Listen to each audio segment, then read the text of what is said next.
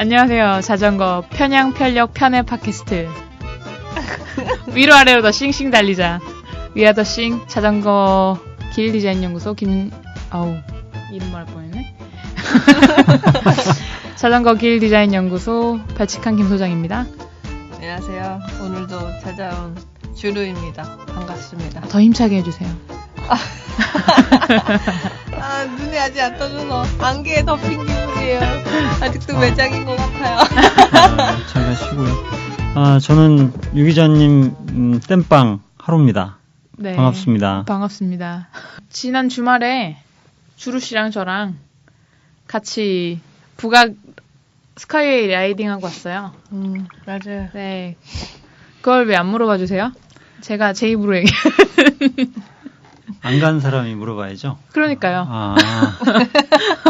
이거 진짜 어색하네요. 우리는 3회차 정도 되니까 이 정도 하는 거예요. 그날 사실 비 온다는 소리를 들어가지고. 네, 오후에 온다고 그랬죠. 네, 새벽에 일어나가지고 조금 걱정을 했었죠. 네. 저희도, 제발, 오후에 비 온다고 그랬으니까, 6시 넘어서 와라. 이러면서 탔거든요. 점심 먹을 때도, 오늘 뭐 설마 1시에 오진 않겠죠? 막 이러면서 이제, 점심 먹고, 한 번 더 가자고 이제 결정하고 나서, 6시 이후에 왔으면 좋겠다. 이제 이런 얘기하고, 오르막 올라가고 있는데 떨어지더라고요. 맞아요. 네. 성신여대역에서 시작한 거예요? 네, 성신여대역에서 조금 걸어서, 그냥. 고개도 하나 있었는데. 아리랑 고개. 맞아. 예. 아리랑 고개. 주루님은 몇 시간 걸렸어요? 집에서 성신여대역까지? 1시간 반. 네, 그쯤 될 거예요. 근데 북악은 온 가치는 있더라고요. 되게 재밌었어요. 어필을 최근에 그렇게 신나게 한 게 없었거든요. 혼자 쭉쭉 가시더라고요. 깜짝 놀랐어요. 그럴 줄 알았지만. 아니에요. 저는 정말 천천히 밟았어요. 네. 근데 이게 같이 가야지 하다가도 이제 사람이 이제 정신이 이제 그쵸. 너무 힘들면 주위를 못 봐요. 네. 올라가는 것만 신경 쓰다. 근데 올라가 보니까 안 계시는 거예요. MTV의 한계라고 핑계를 대고 싶은데, 제가 자전거를 못 타는 거죠. 아니, 저는 인정합니다. 자전거 좋아하는 사람들은 어필을 즐기죠. 진짜 할 때는 정말 별로였어요, 어필이. 근데 하고 나니까 그 성취감이, 뭐라 오더라고요. 서울 근교에서는 그나마 긴 어필이 유명산 어필이거든요. 전 거기를 차로만 가봤어요. 네, 어필만 7km? 물론 중간에 평지는 있는데, 어필이 시작되는 곳에서 정상까지 7km예요. 북악보다 더 기네요. 그죠? 우리 2.5km. 4.6km 이 정도 되지 않았어요? 4.6이었어요? 5.6이었나? 그 표지판에 2.5 시작이라고 한 건가, 그러면? 네, 더 길어요. 우리 4km 넘어요. 4.6km였던 것 같은데요. 그렇게 돼요? 네. 그 기록은 주루 씨가 있잖아요. 난 표지판만 보고 그게 2.5km인 줄 알았어요. 아니, 중간에 성북동에서 합류되는 지점을 지나서 2.8km 표지판이 있어요. 그러니까 성북동까지도 길기 때문에 아마 5km는 될 거예요. 와, 그렇게 됐어요? 네. 나를 칭찬해줘야겠네. 5.6km인가 보다. 아니, 2몇 킬로인 줄 알았네. 아니에요. 훨씬 길어요. 그쪽 성신여대 쪽에서 올라간 게요? 네. 아리안곡에 그러니까 그 성신여대 입구부터 역부터 가면 더 길고요. 그 어필 시작하기 전까지는 재질 않았어요. 그리고 어필 시작하는 구간부터 아리안곡의 시작점부터 재서 그 정도. 상당히 기네요. 네. 길더라고요. 어릴 때 어떻게 그런 걸 생활차 타고 맨날 그 말도 안 되게 올라가가지고 그래서 체인이 끊어졌죠. 그래서 혜주 씨 그 어필 내가 보여줬잖아요, 그죠? 맞아요. 네. 어렸을 때 체인을 끊었다고요? 그러니까 너무 가파른데 어릴 때 기어를 쓰는 게 자존심이 상하는 거예요. 난 안 쓰고 올라갈 거야. 이게 허벅지 힘으로만 올라가려고 그러다가 툭 하는 소리랑 이렇게 보니까 체인이 끊어졌더라고요. 그래서 그게 혜주 씨가 본 길에서 더 올라가면 갑자기 확 그 경사가 확 지는 데가 있는데 거기서 그랬어요. 옛날. 어렸을 땐 몇 살 때요? 12살? 뭐 이럴 때? 체인이 이상한데? 그럴 수도 있고 아니 근데 뭐 낡았을 수도 있겠죠. 낡은 상태로 제가 그렇게 무리를 딱 가니까 확 끊어지고. 어쨌든 근성은 대단하네요. 왜 그랬는지 모르겠어요. 그냥 근데 자전거를 가르쳐주는 사람이 없으니까 기어를 꼭 이렇게 써야 되고 뭐 이런 거를 아예 아무것도 모르고 타니까 그렇게 탔던 것 같아요. 그럴 때가 재밌긴 하죠. 네, 그냥 자전거 타는 게 좋아서 탄 거라서. 생각보다 진짜 북악 저는 저만 몰랐지 많이들 가시더라고요.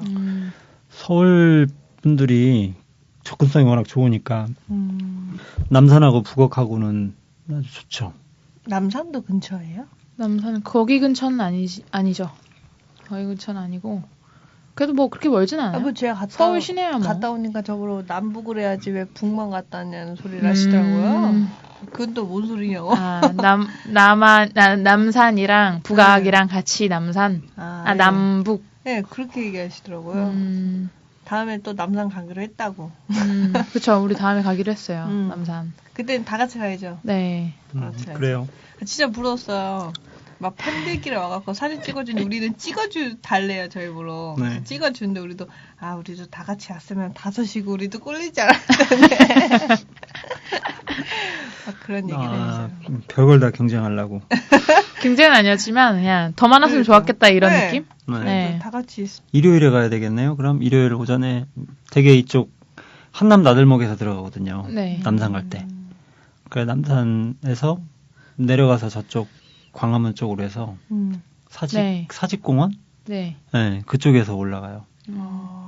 그 다음에 남산이랑 그럼 북악을 같이 탑시다. 네.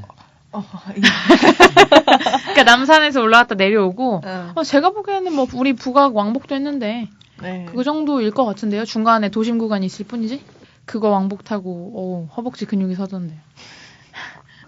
몇 번 더 타면 이거 진짜 훈련하면 되게 잘 되겠다는 생각이 들었어요. 그 다음날 자출하는데 허벅지가 단련되었고 어떻게 잘 올라가더라고요. 그래서 내가 우와 한 번 더 가야겠는데.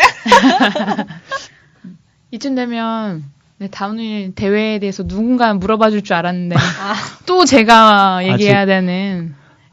그러게요. 시간이 많지 않네요. 지금은 해야 돼요. 지난주에 이래가지고 넘어갔잖아요, 여러분. 지금. 너무하시네. 소장님. 대회는 어떠셨어요? 다시 한번 진중하게 물어봐 주세요. 네. 대회 다녀오셨다고 얘기 들었는데. 제가 너무 궁금해서 참을 수가 없네요, 이제 더 이상. 이제 물어봐야겠네요. 저 지금까지 참았다고요. 어떻게 잘 다녀오신 거예요? 상주대회요? 네. 잘 엎어지고 왔습니다.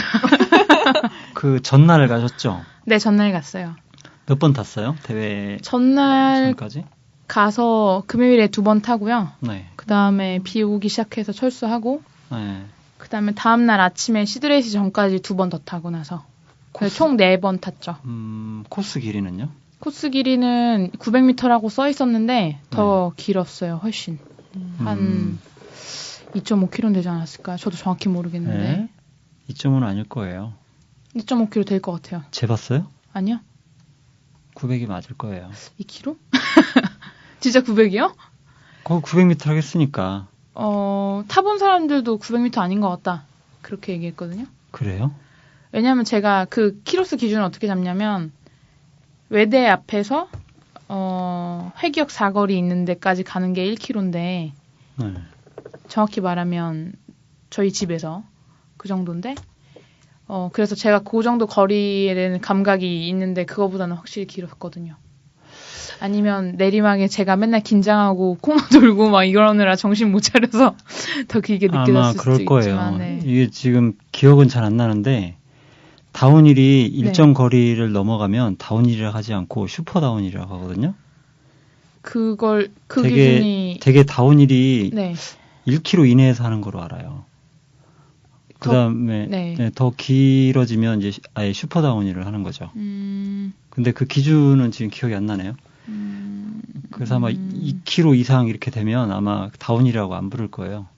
그럼 궁금한 게 이제 시작하면 이제 출전자분이 총 5분이라고 하셨잖아요. 여자 출전자가? 네. 그죠? 네. 그럼 5분이 이렇게 일렬로 해서 출발하면 마라톤처럼 팍 하고 튀어나가시는 거예요? 아니요, 1분 단위로 출발해요. 와. 그러니까 처음에 오전에 타는 거 연습하라고 이제 코스 읽으라고 타는 거 말고 정말 결선 나가기 전에 한번 먼저 태워요. 그래서 그 순서 그 기록을 보고 순서를 정해요. 그걸 시드레이스라고 하는데 네. 그 시드레이스를 해보고 제일 빠른 사람이 그러니까 제일 느린 사람이 먼저 출발하는 거죠. 와. 그런데 여자는 기록 차이가 너무 많이 나는 거예요. 네. 잘 타는 사람이 못 타는 사람이랑 5분 이상 한 5분은 아니고 한 4분 뭐 이렇게 차이가 났어요. 제일 잘 타는 분이랑 제일 못 타는 분이랑. 그래서 제일 잘 타는 사람부터 출발했죠, 여성분은. 본인이 제일 못 타는 건 아니네요. 전 아니었어요. 네. 네. 시드레이스도 4위. 축하드립니다. 결선도 4위 했습니다. 네. 그 총 그 여성부? 네. 여성은 다 그냥 통합한 거예요? 네, 여성은 1부, 2부 뭐 이런 거 나눌 거 없이 네. 여성부는 따로 있었어요. 그래서 몇 분? 기록까지 얘기해야 되나요? 슬퍼지는데? 아니. 네. 몇 분이 참여했냐고? 5명이요. 아. 네. 그 중에 4위요? 네, 그 중에 4위 했습니다. 제가 2명은 제치겠죠 했던, 무례함을. 다들 굉장히 잘 타시더라고요. 그러니까, 그리고 다운힐부터 타시는 분들이 거의 없고, 보통은, 뭐, 그냥 자전거 타시다가, 산악 타시다가, 그러니까, 크로스컨트리 먼저 타시다가, 올마 타시다가, 이렇게 다운힐로 넘어오시기 때문에, 오래 타신 분들이 많더라고요. 그 기술이 그럼 다들 연말을 하셨겠다. 네, 그 중에 이제 한 분 굉장히 유명하신 분인데, 점프, 드롭 다 하시는 분 계세요. 저희 어머님보다 1살 어리시더라고요. 제가 제일 나이가 어렸는데, 저보다 다 10몇 살씩 많으세요. 10몇 살. 아, 나이대가요? 예. 근데 보통 산악자전거는 젊은 여자들이 거의 안 타니까. 아, 저는 그 반대라고 생각해서 젊은 분들 많을 줄 알았거든요. 젊은 분들은 사이클. 예. 일단 대세가 그렇고, 그 다음에 예전에는 이렇게 도로 사이클이 그렇게 그쵸. 붐이 일어난 지가 얼마 안 네. 됐잖아요. 그 전에 자전거 탄다고 하면 보통 산악이 이제 흥할 때니까 산악을 타는 분들이었는데 대부분 그분들은 싼 걸 안 타잖아요. 제가 느낀 점인데 젊은 사람들이 진입할 수 없는 장벽이었던 것 같아요. 자전거 값 자체가. 다운힐. 네. 아니, 다운힐뿐만 아니라 그냥 크로스컨트리도. 그래서 대체적으로 좀 연령이 높고. 아, 그거보단. 네. 안 예뻐서 그래요.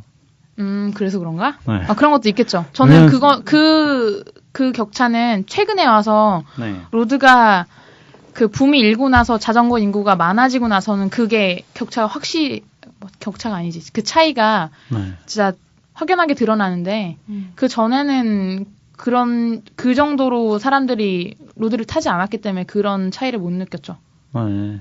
근데 실제는 로드가 MT보다는 좀 비싼 편이에요. 아, 그래요? 같은 등급이라면. 아, 그건 그렇죠. 네. 네. 근데 젊은 사람들이 MT 사이클은 많이 타잖아요. 그렇죠. 예쁘거든요. 내가 볼 때는 그래요. 예뻐서. 그 MTB는 투박하고 네, 거칠고 네. 그런 느낌이잖아요. 네, 네, 흙 튀고. 근데 20대, 30대 여성들이 그 예쁜 것과 투박한 게 있는데 뭘 선택하냐는 거죠. 네. 상향이. 아무래도 그 예쁜 쪽을 선택할 거고. 네, 그렇게 갈리죠. 색도 다르고. 네. 디자인도. 또 자전거 쪽은 여성들이 특히 적은데 여성들이 많은 쪽에 남성들이 더 많이 몰리겠죠. 아마 그런 부분도 있다고 봐요. 그래서 로드로 갔나? 네, 그거는 나 같아도 그럴 것 같아요. 네. 정말 좋아하지 않으면. 아, 그래서 로드로 가신 거예요? 나 혼자 탄 지 오래됐어요. 체념했죠. 하지 않으셨어요? 동호활동 하긴 했죠. 그죠. 네. 근데 혼자 타는 게 어느 순간부터 편해지더라고요. 2007년도부터 혼자 타기 시작했나? 가끔은 참여하는데 그 예전만큼 아마 재미가 없나 봐요. 저는 큰일 났어요. 혼자가 이미 편해져서 습관이 되니까 다른 사람들이랑 맞추는 게 맞춰봐야 될 것 같아요. 같이 타는 재미를 아직 느끼지 못할 수 있어요. 네. 아직 크게 누구들이랑 이렇게 같이 다니는 그렇게 없기 때문에 혼자 타는 게 익숙하다 보니까 누구랑 같이 이렇게 가끔씩 이렇게 되고 이러면은 아쉬운 점도 그게 조금 더 보이긴 하더라고요. 저한테는. 그것도 이제 해봐야죠. 안 해봤던 거. 그러면 거기엔 또 다른 재미가 있으니까. 근데 산은 같이 타야 재밌을걸요? 그렇죠. 산은 혼자 타면 재미없어요. 네. 더군다나 사고 나면 그 얘기 하셨어요. 그게 어떻게 할 수가 없어요. 제가 혼자 타는 걸 아시니까 저희 회사 실장님이 너가 생각이 났다는 거예요. 왜 그러시냐 했더니 아시는 분이 부부인데 한 분은 새벽에 산 타러 가시고 이제 아줌마는 또 딴 데로 산 타러 가신 거예요. 근데 남편이 그 다음날이 돼서 안 들어오신 거예요.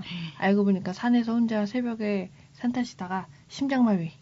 아이고. 발견을 못 하셨다 그러시더라고요. 그러니까 저로 얘기하신 게 넌 다행히 도로니까 그나마 시선이라도 띄겠는데 웬만하면 너 혼자 다니지 말라고 얘기도 하시더라고요. 네.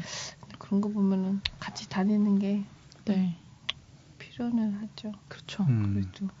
맞아요. 그래서 안전을 위해서 최소 둘.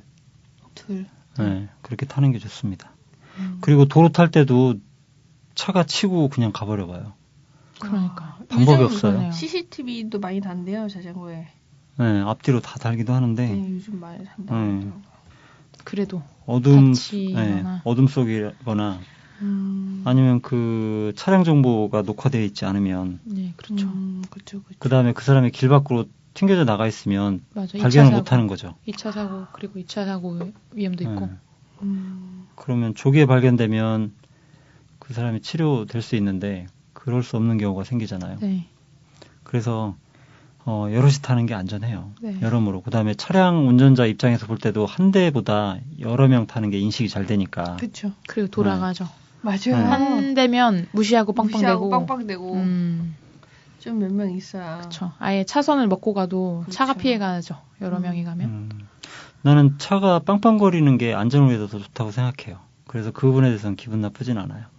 그러니까 표현을 빵빵거린다고 한 거고 와서 들이밀고 이렇잖아요. 사실은 그냥 빵빵만 거리진 않죠. 네. 네.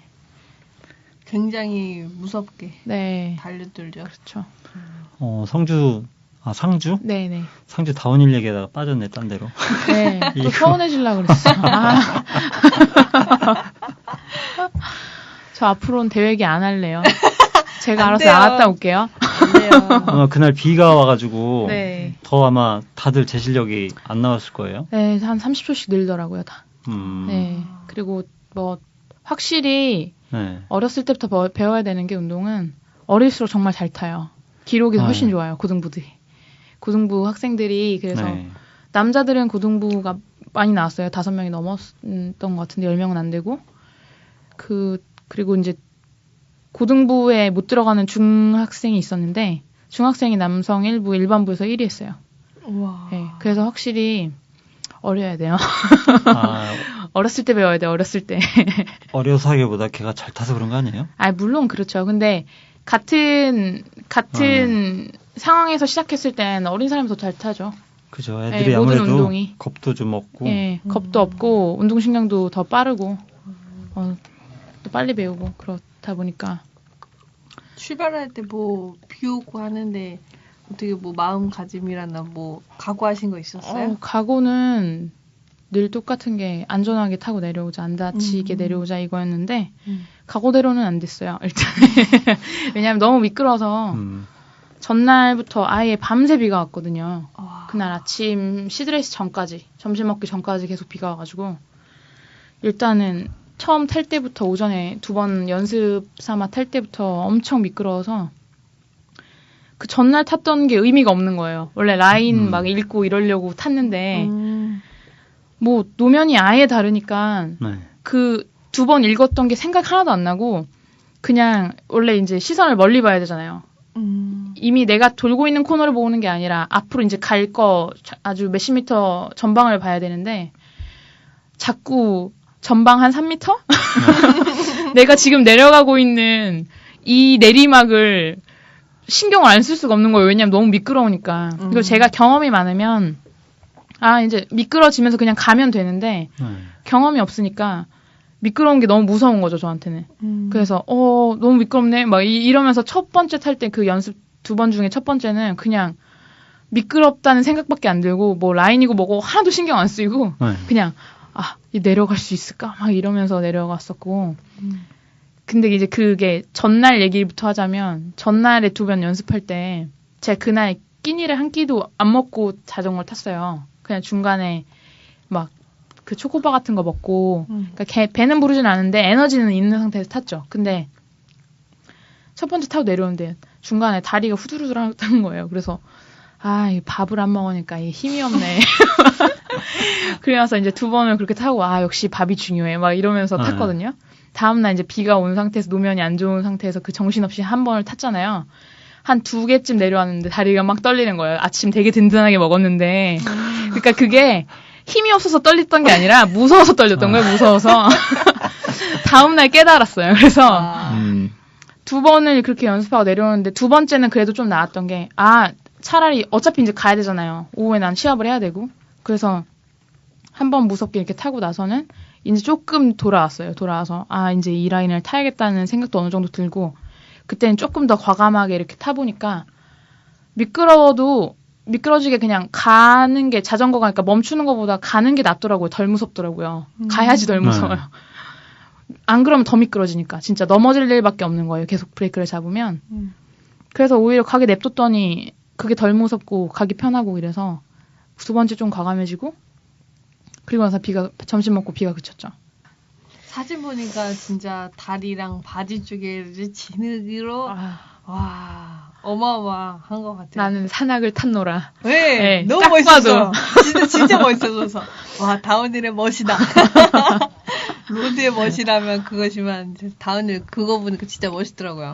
딱 그 사진 그렇죠. 보니까. 그런 멋이 있죠. 네, 진짜 멋있더라고요. 멋있는데 빨래할 때 너무 힘들었어요. 버려야죠. 옷 찢어지고 막. 아무튼 네, 첫 대회인데 너무 질퍽한 길 달려가지고 엎어지기도 좀 세게 엎어지고 그랬는데 그래도 재밌었어요. 이제 좀 더 사실은 그리고 나서 나중에 사진 찍힌 거 보니까 그렇게 미끄러운 길이 아닌 것 같아요. 그냥 사진만 보면. 그리고 사진만 보면 그렇게 내가 무서워할 정도의 각도가 아닌데 이런 생각도 들고 그래서 이제 계속 이런 경험이 쌓이면 좀 더 과감하게 좀 탈 수 있지 않을까. 네, 그런 생각을 하면서 연습 더 많이 하겠다 이런 생각하면서 끝냈어요. 네, 시합. 그 시합 이후에 그러면 네. 좀 타봤어요? 이번 주에 좀 타러 갈까 생각 중입니다. 용평이 다음 주 월요일에 그 파크를 닫아요. 네. 시즌 오프를 하기 때문에 그 전에 갔다 오려고 지금. 이번 주말밖에 없네요, 그러면? 그렇죠. 월요일까지? 월요일날 폐장이니까 그렇게 있죠. 그렇게 멀리 가서 안 타도 연습할 때는 많긴 한데. 그래서 근데 여러 번 차로 네. 안 가고 리프트로 갈 수 있는 데가 거기밖에 없으니까 그죠. 우리나라에서는 그래서 한번 타고 올까. 혹시 그걸 못 가면 어느 클럽에 정모에 껴서 한번 가볼까 그렇게 생각하고 있습니다. 그래야 클럽은 드신 거예요? 여러 개 들어도 상관없다 그래서 여러 개를 지금 봤어요. 이미 이제 뭐 밴드 가입돼 있는 데도 있고 카페 가입돼 있는 데도 있으니까 사실 그 정모에서 골라서 가면 될 것 같아요. 시장님 얘기 들어보니까 저도 로드 타고 나서 대회 나가보겠다고 네. 막 선생님한테도 막 되게 이렇게 조언 많이 하고 막 되게 이것저것 얘기도 많이 드렸는데 회사 일정상 이제 주휴일제라서 이제 얘기를 못 드린 것도 있었어요. 네. 근데 얘기 들어보니까 그때 주저하지 않고 한번 해볼 걸. 8월 달이었는데 내년에 한번 해보죠. 뭐. 아쉽다. 훈련 좀 열심히 해가지고. 밀려오네요. 나도 좀 어차피 입상하려고 하는 게 아니니까. 네. 해볼걸. 열심히 탄 다음에 우리 같이 한번 나가요. 네. 재밌을 것 같아요. 그러니까 대회 목표로 하면 확실히 몸을 만들 수 있으니까. 네. 저도 내년에는 다운힐도 대회 좀 많이 나갈 거고. 의욕이 더 생겨요. 예. 대회 나간다고 하면. 그리고 대회 나가서 힘들게 타는 게 또 훈련이 되기도 하고. 혼자 타서는 그렇게까지 못 몰아붙여요. 근데 대회 나가면 몰아붙이거든요. 그게 자극이 되는 거죠. 그렇죠. 그래 대회 나갔다 오는 것만으로도 훈련이 됩니다. 아주 좋은 훈련이 돼요. 1년에 한 최소 3번? 잘 타려고 하면 최소 3번은 대회 나가야 되지 않을까 싶어요. 이제 마무리 하시죠. 네. 여러분 다음 주에 아주 맑고 고운 청아한 주루씨 목소리를 들을 수 있기를 바라면서 3회차 녹음 마치겠습니다. 네, 다음 주에 만나요. 수고하셨습니다. 네. 또 봐요. 꼭 봐요.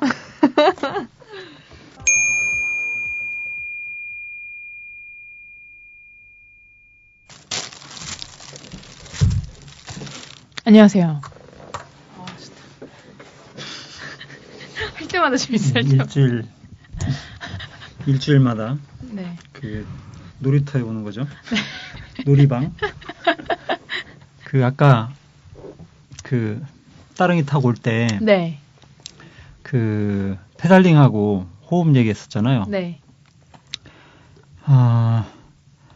페달링은 그러니까 기본적으로 자전거를 잘 타간다는 기준이 뭔지부터 얘기를 해야 되겠죠. 네. 그거를 일단 안전하거나 이런 것들은 뭐 당연한 거고요. 자전거 주행 능력만 본다면 네. 더 빨리 더 멀리 가는 게 자전거를 잘 타는 거라고 봐야겠죠. 그럼 더 빨리 더 멀리 가기 위해서 뭘 해야 되느냐 하는 거예요. 단순히 힘만 좋다고 더 빨리 더 멀리 가지는 않는다는 거죠.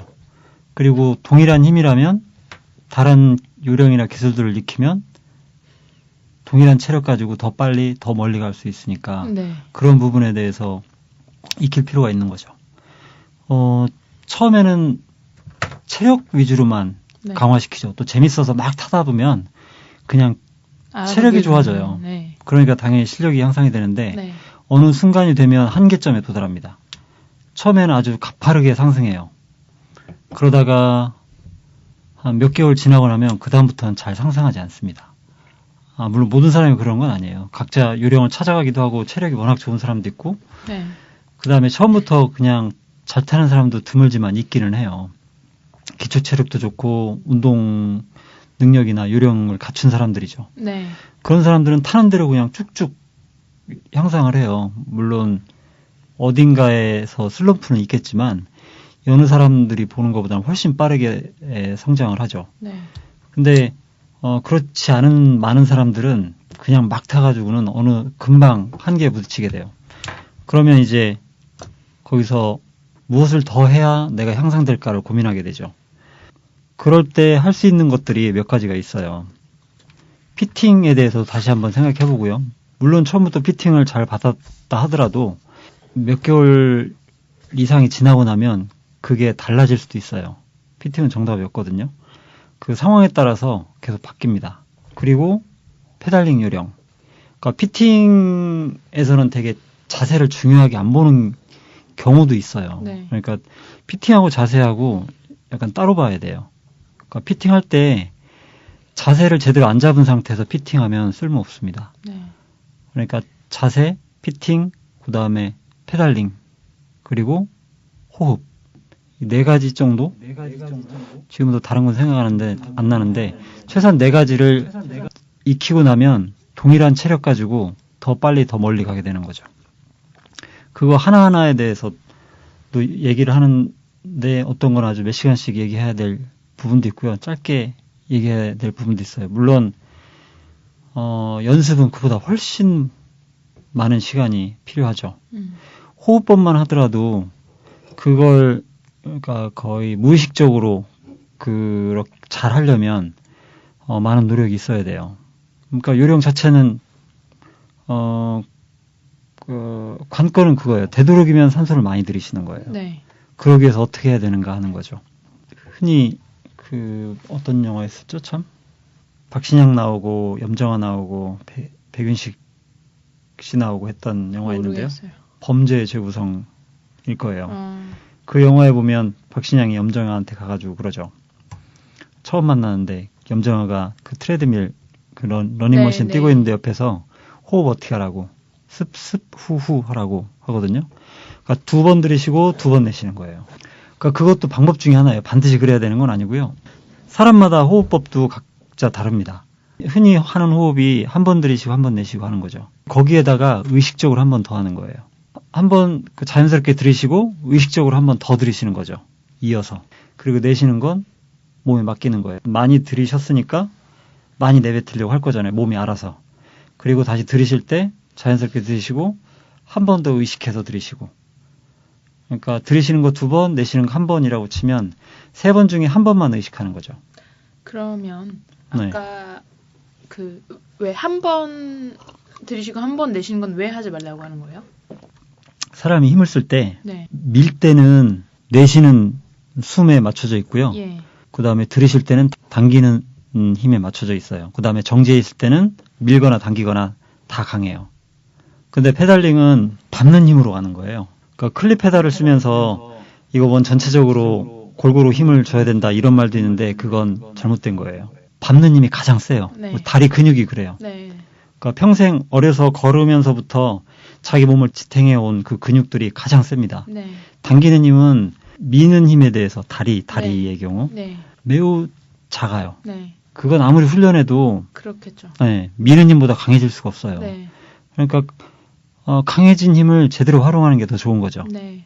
그래서 한 번 들이쉬고 한 번 내쉬면 되게 많은 사람이 습관적으로 내쉴 때 한쪽에 맞춰져 있어요. 템포를 그렇게 네. 계속 맞춰질 수밖에 없으니까. 네. 그래서 드물게 어떤 사람들은 빠른 페달링이 안 되는 게 호흡에 페달링이 맞춰져 있는 경우가 많아요. 네. 전에 말씀하신 그런 경우가 있어요. 참. 네. 많지는 않은데 그런 경우가 있어요.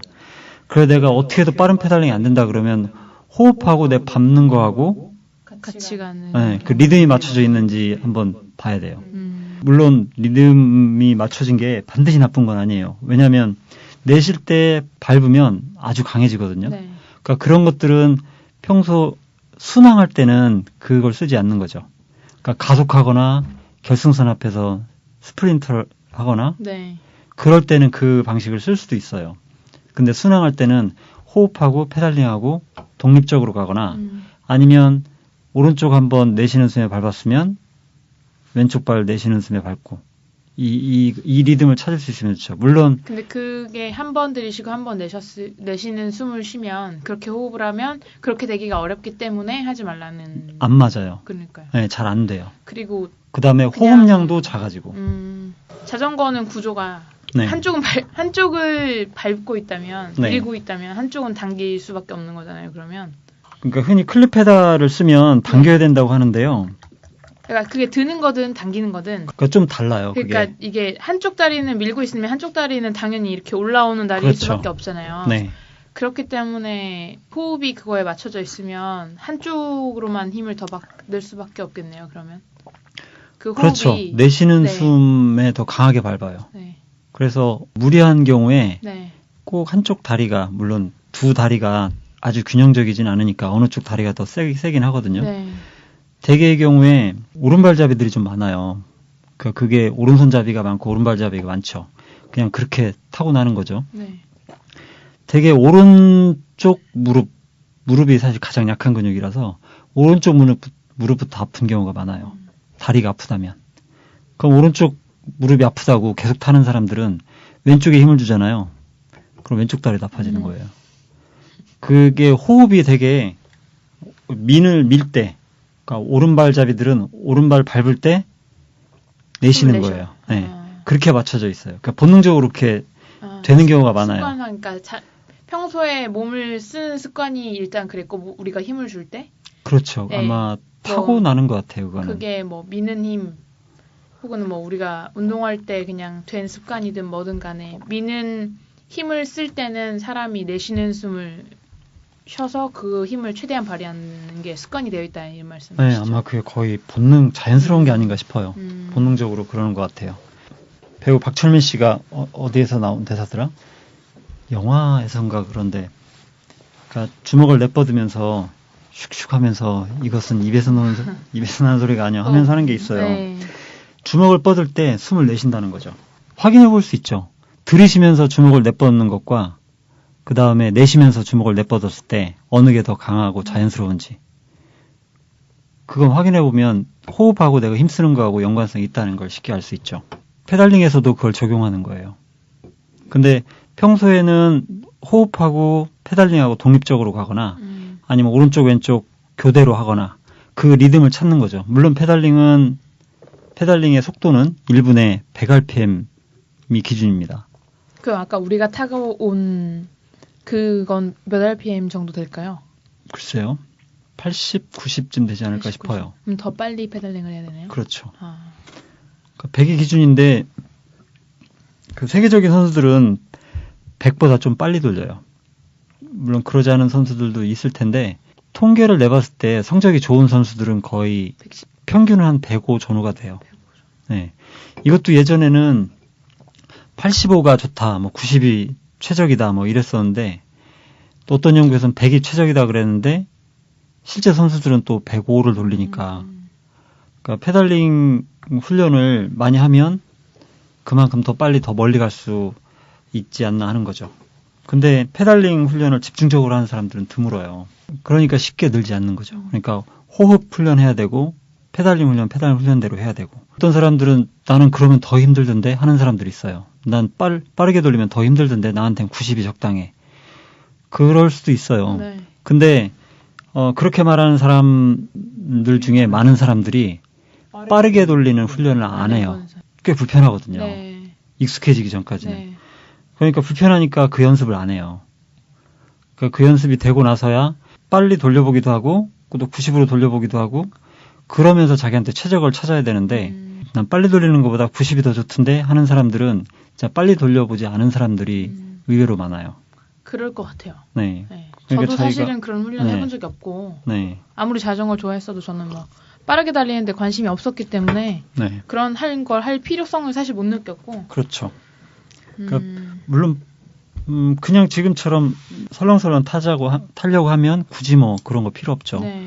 그다음에 자전거를 타는 게 꼭 그래야만 되는 건 아니고. 네. 근데 더 빨리, 예, 더 멀리 가고 싶으면 그런 부분들에 대해서 관심을 가지고 연습을 해야죠. 네. 그러면 훈련을 네. 최적으로 많이 하셨을 때 네.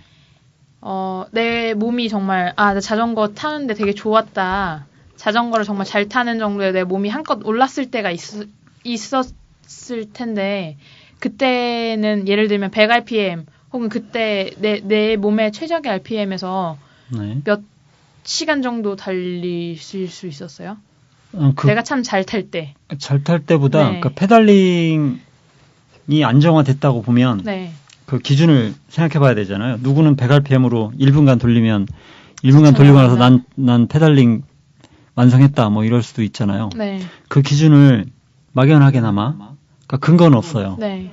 평지에서 1시간을 100rpm으로 1시간을 갈 수 있는 기어비가 필요하죠. 네. 그러니까 나에게 맞는 기어비가 더 적절한 표현이 될 수 있겠는데요. 그러니까 나한테 맞는 기어비는 평지에서 100rpm으로 1시간을 갈 수 있는 기어비. 그게 나한테 맞는 기어비예요. 그러면 1시간을 갈 수 있으면 2시간, 3시간 계속 갈 수 있는 거예요. 그러니까 그걸 돌렸을 때 체력이 막 쉽게 고갈되거나 이러지 않고 내 체력의 수준에 맞는 페달링이고 그 RPM 수준을 유지할 수 있다. 그 정도면 그렇죠. 그러면 더 많은 시간도 갈 수 있다고 판단을 하시는 거네요. 몸이 그렇죠. 편안하니까. 그렇죠. 1시간 정도 버틴다고 하면 네. 또 자전거는 안장후에서 또 휴식이 되잖아요. 네. 바퀴가 둥그러니까. 네. 그래서 1시간 달릴 수 있으면 몇 시간이든 달릴 수 있다는 거죠. 동일한 조건하에서는 네. 그런 부분들에 대해서 연습을 하면 더 나아진다는 거죠. 그러니까 또 뭐 더 빨리 가든 혹은 뭐 그렇죠. 덜 지치고 가든 간에. 네. 왜냐하면 기어비를 낮게 놓고 빠르게 돌리다 보니까 근육 피로도가 좀 늦춰지는 거죠. 근육 피로도라는 게 흔히 젖산이라고 얘기하는 피로물질이 네. 쌓이면 근육이 더 이상 움직이지 않게 되는데 네. 실은 젖산이 피로물질이 아니라 수소이온이 피로물질이라고 하거든요. 그러니까 그게 쌓이면 근육을 보호하기 위해서 근육이 운동을 못하게 만드는 거예요. 더 쓰면 망가지니까. 그렇죠. 네. 우리 몸에서 그러니까 통증을 내보내는 건 해당되는 부위를 보호하려고 하는 거죠. 더 이상 하지 마라. 근데 그런데도 더 이상 하면 그러니까 목표가 뚜렷하고 아주 근성이 강한 사람들이 그래서 잘 다쳐요. 근데 또 그런 사람들이 또 잘 타요. 결국은. 하나가 좋으면 뭐 하나는 반대로 작용을 하게 되는 거죠. 네. 그걸 극복해야 진짜 잘 타지는 거죠. 그렇게 갈 때까지 몸이 망가질 때까지 무리하지 않으면서 그 근성은 가져간다면. 근데 망가질 걸 두려워하다 보면 못해요. 끝까지. 그럴 수도 있겠네요. 네. 그러니까 몸에 통증이 왔을 때 그 작은 통증이 왔을 때 그걸 예민하게 받아들이고 네. 거기에 대응해야 되는데 네. 재밌으니까 계속 무리하는 거죠. 근데 그 작은 신호를 캐치할 수 있어야 돼요. 그래야 부상을 최소화할 수 있는 거죠. 근데 그게 재밌으면 잘 안 돼요. 더군다나 아마 특히 남자들이 더 할 텐데 그 누가 내 앞에 가면 그거 그냥 놔두고 싶지 않거든. 최소한 그 뒤처지고 싶진 않은 거예요. 네. 똑같이 가거나 사실 그런 네. 것 때문에 네. 잘 타게 되고 그 다음에 건강해지는 거죠. 네. 물론 그럼으로써 또 사고 위험도 높아지긴 네. 하죠. 근데 왜 그러는지 몰라요, 진짜. 한강에서. 그거 우린 그냥 타는 건데. 나는 제칠 생각 없어. 제쳤는데. 혹은 그냥 내 페이스대로 가고 있는데 본인이 느려가지고 제가 제칠 네. 수밖에 없었던 상황을. 제가 날 넘어섰네? 하면서 막 진짜 밟는 소리 막 들리고. 그럴 때 이렇게 무리하는 소리가 들리잖아요. 네. 페달링에서. 근데 그런 거 나는 좀 그런 거 좋아해요. 왜냐면 누군가로부터 자극받는다는 거잖아요. 그러면서 재밌는데 근데 왜 그런지 모르겠어. 굳이. 그리고 나서 꼭 네. 그런 사람들이 후기 쓰면 그렇게 쓰더라고요. 어떤 여자가 남보다 먼저 달려서 내가 와서 참 그게 그렇게 중요한가. 이벤트죠. 그러니까 중요하진 않은데 재밌잖아요. 그리고 그 기억을 얼마나 오래 가져가겠어요. 오늘 나한테 독특한 일이었던 거죠. 오늘의 이벤트. 그래서 네. 한강에서 달릴 때는 네. 물론 이건 좀 위험해요. 사람들 많을 때는 하지 않는데 네. 하지 않는 게 좋겠죠. 안전한 게 최우선이죠. 네, 그렇죠. 안전이 어느 정도 확보됐다고 하거나 뭐 새벽이나 뭐 좀 추울 11월, 12월 이런 때는 사람들이 많이 없거든요. 네. 그럴 때는 좀 마음껏 달려보는 거죠.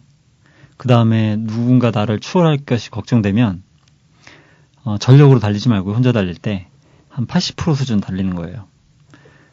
그리고 뒤에 누가 따라붙으면 그거 자기 페이스를 유지하는 게 되게 중요해요. 뒤에 누가 따라붙으면요 자기 페이스 유지가 잘 안 돼요. 뒤에서 채찍질하는 듯한 느낌을 받거든요. 그래서 조금 더 빨라져요. 근데 내가 빨라지면 난 공기저항을 다 받잖아요. 네. 앞에 있는 사람의 공기저항이 상승하는 비중이 훨씬 높아요. 뒷사람은 나 때문에 공기저항이 줄어드는데 똑같이 내가 만약 30으로 달리다가 40으로 달렸어요. 그랬을 때 내가 공기저항이 늘어나는 수준과 뒤에 붙은 사람이 늘어나는 수준이 달라요. 네. 뒤에 붙은 사람이 더 적게 늘어나요. 그러면 앞에 있는 사람의 체력 소모가 훨씬 커진다는 거죠. 네. 속도를 높이면. 그러면 내가 빨리 소모돼요. 그렇다고 뒤에 사람이 내가 체력이 떨어진다고 반드시 내 앞에 서주느냐. 안 그런 사람들도 있거든요. 그래놓고 내가 체력이 떨어질 때까지 기다렸다가 그냥 쑥 치고 나가면 나는 그냥 바라봐 봐야 되죠. 기분 나쁘게. 그래서 80% 수준에 달리는 거죠. 그 자기 페이스를 뒤에 따라붙었다고 높이지 말고 그걸 네. 유지하는 게 관건이에요. 예. 그럼 그 사람이 어느 순간 앞설 수도 있어요. 그럼 그때 따라붙는 거죠. 네. 그러면서 앞서거니 뒤서거니 하고 어떤 사람들은 진짜 전력으로 달리는 사람들 있어요. 네. 둘이서 그 모르는 사람인데 마음이 통하는 거죠. 그 앞에 사람이 그 뒤에서 보면 저 사람이 힘이 빠졌는지 안 빠졌는지 보이거든요. 네. 아니면 속도만 봐도 힘이 빠지면 1, 2km 좀 떨어져요. 네. 그러면 뒤에 붙은 사람이 앞에 서주는 거죠. 네. 그러면 서로 로테이션 하는 거예요. 네. 서로 만하지 않아도. 네. 그리고 전력으로 이렇게 달리고 갈림길에서 잘 탔다고 인사하고 헤어지는 거죠. 기분 좋아요, 그런 거. 네. 한강에서는 그런 거 할 때는 진짜 조심해야죠. 사람 많을 때는 하면 안 됩니다. 네. 오늘 정도 수준이면 그런 거 할만하죠. 오늘 타고 온 정도 수준이면. 비슷한 사람끼리 하는 거죠. 그러니까 제 말은 네. 한강에 사람이 있는 그냥 수가 오늘은 좀 많았어요? 그 정도면 많은 편이긴 하죠. 왜냐면 마주치는 사람들이 꽤 많았잖아요. 그런가? 네, 그때 그런 상황에서 주말에는 엄청 많잖아요. 네, 그런 상황에서는 과감하게 브레이크를 잡을 수 있어야 돼요. 그 속도 경쟁을 하면 브레이크를 안 잡고 싶거든요. 그렇죠. 그 틈 사이로 지나가거나 아니면 좀 빨리 가려고 하거나 네. 그러다가 사고 나는 거거든요. 근데 그럴 수 있는 상황이 자주 나타난다고 그러면 하지 않는 게 좋아요. 아니면 저 사람은 빠져나갔을지라도 나는 과감하게 브레이크를 잡는 거죠. 네, 그건 용기네. 그죠. 그게 쉽지 않아요. 그게 용기죠. 진짜 자전거 타는 사람들한테는. 그 용기인가? 그럴 수 있어. 결단력이죠, 결단력. 네, 내가 안전하게 타야 된다 하면, 그건 결단력이죠. 욕심내면 그냥 가는 그렇죠. 건데. 네. 근데 이게 타는 것도 단계가 있는 것 같아서, 원래 성향이 그런 사람들도 있고요. 그 다음에 그 단계를 거쳐야만 그런, 모습이 나타나는 경우도 있어요. 아무튼 오늘 재밌었어요. 타고 오면서. 그죠. 한 번도 페달링을 그런 식으로 연습해 본 적도 없고, 저는 그 정도 RPM을 뭐 유지하면서 오거나 막 이런 거에 대한 그런 게 없었기 때문에, 오히려 헬스장에서는 해봤어도 진짜 자전거를 타고 해본 적이 없거든요. 네. 이게 따릉이가 좀 불편한 부분이 있기는 해요. 그거는 구조적인 문제도 좀 있고, 정비의 문제도 좀 있는 것 같아요. 그러니까 핸들바의 높이나 핸들바의 각도, 그것 때문에 좀 불편한 부분이 있더라고요. 어떠셨어요? 그러니까 되게 낮잖아요. 어떻게 안장이 되게 굉장히 낮잖아요. 저는 괜찮지만. 낮은 건 당연히 불편한데 빨리 가지 않으면 굳이 불편할 건 없어요. 오히려 여유 있기도 하고. 근데 그 핸들바가 높은 데다가 각도가 좀 떨어지게 돼. 핸들바가 수평으로 돼 있는데 손잡이 부분이 그게 타는 사람 입장에서 봤을 때 조금 아래쪽으로 내려와 있는 게 잡기가 더 편하거든요. 근데 그게 좀 섰어요? 높이 있으니까 이게 손목이 꺾이는 거죠. 게다가 브레이크 잡으려면 더 꺾이고. 그럼 피로도가 좀. 그러니까 불편한 거죠. 근데 그거는 자전거를 정비하시는 분들이 그 부분을 고려하지 않은 거예요. 그러니까 아마 그 부분을 고려하지 않고 그냥 다 수평에 맞추고 있는 게 아닌가 싶어요. 근데 여성들이 주로 이용한다고 치면 여성들이 대부분 170 이하라고 보면 그건 나보다 더 불편하겠죠. 그러니까 그 부분은 좀 정비 쪽에서 개선해주면 좀 더 나아지지 않을까 싶어요. 그러니까 브레이크 레버의 각도, 그 다음에 핸들바의 각도, 그 다음에 핸들바 높이 이런 부분에 대해서 좀 고려를 해야 되지 않을까 싶어요. 현재 구조적으로 좀 불편한 부분이 있을 수는 있는데 그건 어쩔 수 없는 부분이고 현재 이 자전거 가지고는 정비만 가지고도 조정할 수 있는 여지는 그런 식으로 조정해주면 좋을 것 같아요. 그런 부분들을 그쪽에다 어떻게 전달하죠? 의견 수렴하는 그 어플에 있어요. 그래요? 거기서 쓰시면 돼요. 저는 이틀 전에 자전거 타다가 이제 한 명한테 소개해 주려고 같이 이제 따릉이를 빌리고 반납하고 이걸 했거든요. 근데 이제 연결 거치를 보여주려고 굳이 비어있는 거치대가 있는데 연결 거치대에다가 꽂았어요. 근데 이제 그게 거기를 왜 갔냐면 뒷바퀴가 펑크가 났어요. 그래서 꽂았어요. 일단은 그러니까 주차는 무조건 하고 이제 고장 신고를 해야겠다. 그래서 거치대 주차를 하려고 하는데 거치대에 하면 연결 거치를 보여줄 수가 없잖아요. 그래서 그냥 연결 거치를 먼저 해서 보여줬는데 빈 거치대가 있는 상태에선 연결 거치를 하면 인식을 못 하더라고요.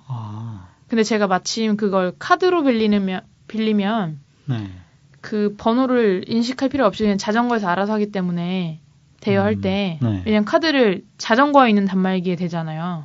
그래서 바로 다시 대여가 되는데 그날 제가 그 등록한 카드를 안 가져가서 어플로 대여를 했어야 됐거든요.